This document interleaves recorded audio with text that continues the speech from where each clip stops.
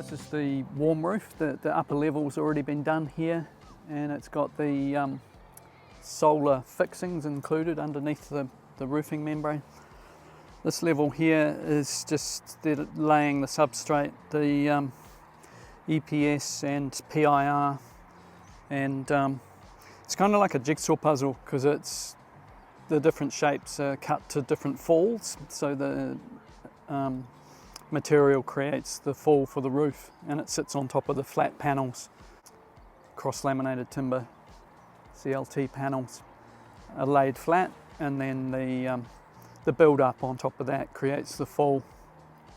So we've got this sort of split level roof with two tiers, and the lower level has a really large overhang, about 2 meters, for protection from overheating, so it's providing very nice shading to that level. And then we've still got this nice high level light coming in through the clerestory windows, inviting the sun in from the east and then not so much from the west, so that we're protecting ourselves from getting too hot. Yeah, so this hole here is for where there's going to be a louvered roof. So they're just starting to form the opening for the louvers. But up on top here, on the top level, you can see the fixings, the ribs for where the solar panels are going to be fixed onto the roof. And those will be on a bracket so that they're standing up for the correct angle for the sun. And yeah, all these little buckets here are just weighting down the roofing material. So we've designed this roof to be flat, so that it's not blocking the view of the neighbouring houses up behind here.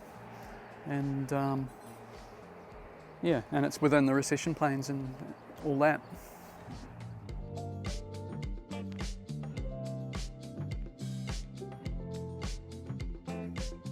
This material here is the PIR, which is the top layer of this roof.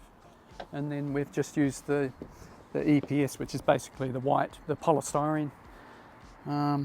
And the reason for that is it's more cost effective. So, and because this roof is quite large, by the time we get the falls, correct falls, the material becomes quite thick by the time you get to particularly the upper end of the roof. So I'm a real fan of the warm roofs. It's just the right place to have the insulation on the outside and avoid any thermal bridging. Insulation works best when it's continuous, and also with the XLAM product, we can still see the structural panel material and have the nice sort of wood finish inside, because the insulation's on the outside basically. And you can see on this level, even up here, there's quite a large overhang on the roof. West is this way, so we want to have the right amount of shading.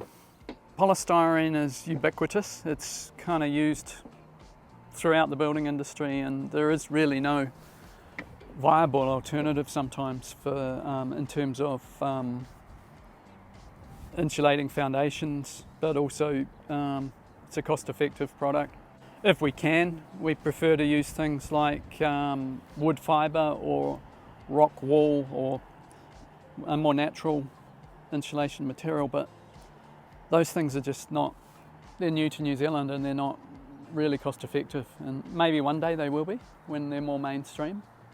And we're trying hard to use natural recyclable materials as much as we can, but sometimes you just can't avoid the use of polystyrene, particularly in foundations. I think it's a valid argument that the polystyrene, the embodied carbon, it's a petrochemical product, but the operational carbon that you save through the life of the building is going to be many times the carbon, the embodied carbon of the material itself over the life of the building.